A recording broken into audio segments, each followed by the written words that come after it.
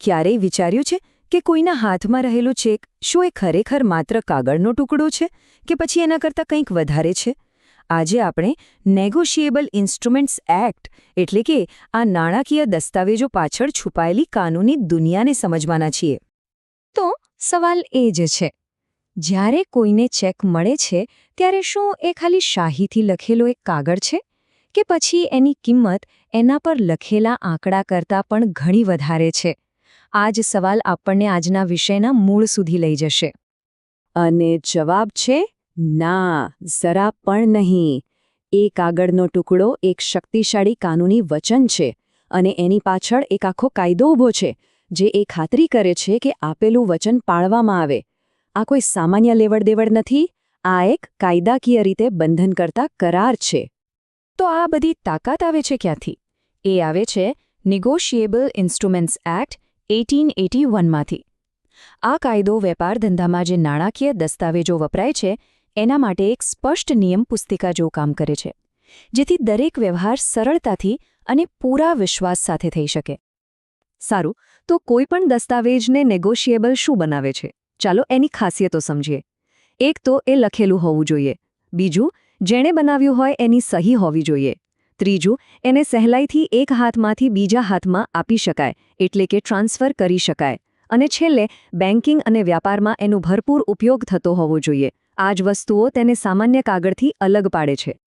હવે જ્યારે આપણે મૂળભૂત વાતો સમજી ગયા છીએ, ચાલો આ કાયદાના જે 3 મુખ્ય હીરો છે ને એના પર ફોકસ કરીએ. આને આપણે નાણાકીય વચનો આપવાના મુખ્ય સાધનો પણ કહી શકીએ.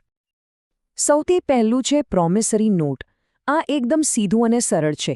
સમજો કે 2 પક્ષો વચ્ચેનું એક લેખિત વચન છે જેમાં એક વ્યક્તિ કહે છે કે હું તમને ભવિષ્યમાં આટલી રકમ ચૂકવીશ. બસ આટલું જ. બીજું છે વિનિમય બિલ. આ પ્રોમિસરી નોટ કરતાં થોડું અલગ છે, કેમ કે આમાં 2 નહીં પણ 3 પાર્ટીઓ હોય છે. એક ડ્રોઅર, જે પૈસા ચૂકવવાનો ઓર્ડર આપે છે. બીજું ડ્રોઈ, જેને પૈસા ચૂકવવાના છે. અને ત્રીજું પેઈ, જેને પૈસા મળવાના છે. અને ત્રીજું અને સૌથી જાણીતું સાધન છે ચેક. આ શું છે?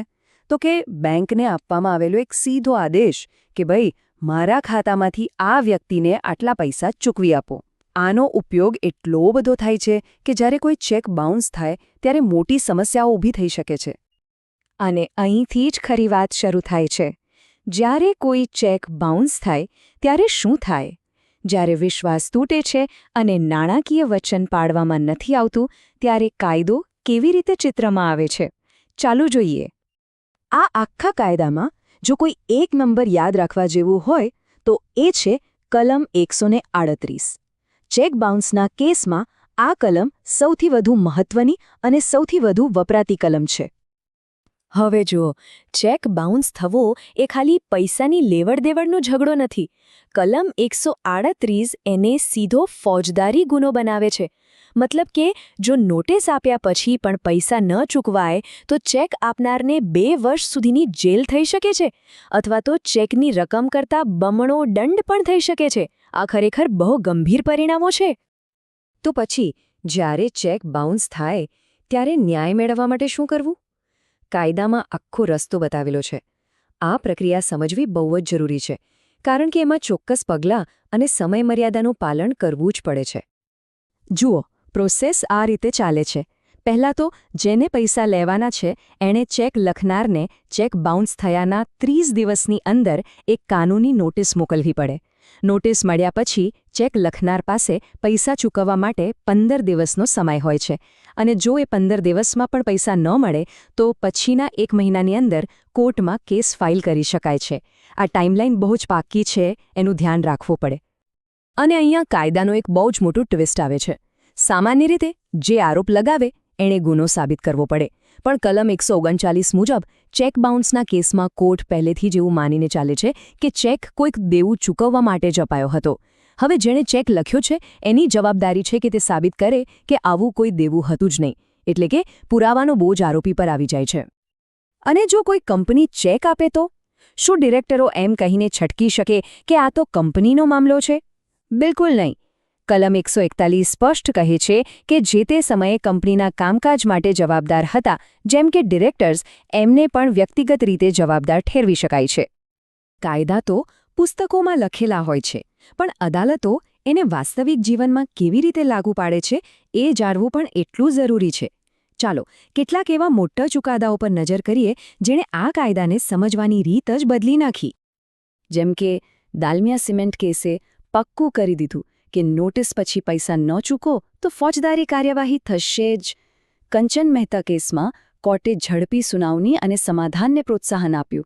અને દશરથ રૂપસિંહ રાઠોડ કેસે એક બહુ મોટો નિયમ બનાવ્યો કે કેસ ફક્ત ત્યાં જ થઈ શકે જ્યાં ચેક લખનારની બેંક આવેલી છે. આ બધા ચુકાદાઓ બતાવે છે કે કાયદો વ્યવહારમાં કેવી રીતે કામ કરે છે. તો આખી વાતનો સાર શું છે? એકદમ સિમ્પલ. ચેક જેવા સાધનો વેપાર ધંધાને સરળ બનાવવા માટે વિશ્વાસના પાયા પર ચાલે છે. પણ કાયદો એ ખાતરી કરે છે કે જો કોઈ આ વિશ્વાસ તોડે તો એને જવાબદાર ઠેરવવા માટે એક મજબૂત અને અસરકારક સિસ્ટમ મોજૂદ છે. તો હવે પછી જ્યારે કોઈના હાથમાં ચેક આવે, ભલે તે લખવા માટે હોય કે લેવા માટે, ત્યારે એક ક્ષણ માટે વિચારવા જેવું છે, શું એ ખાલી પૈસા ટ્રાન્સફર કરવાની એક સગવડ છે કે પછી એક બહુ મોટી કાનૂની જવાબદારી છે? આ સવાલ સાથે આજની વાત અહીં પૂરી કરીએ. જોડાવા બદલ આભાર.